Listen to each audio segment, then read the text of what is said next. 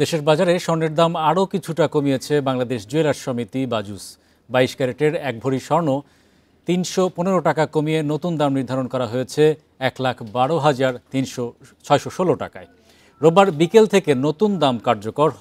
বিকাশে কম খরচে ক্যাশ আউটের লিমিট বেড়ে 50,000, প্রিয় এজেন্টও 2টা। স্থানীয় বাজারে তেজাবি স্বর্ণের দাম কমার প্রেক্ষিতে সিদ্ধান্ত নেওয়া হয়েছে বলে জানায় বাজুস।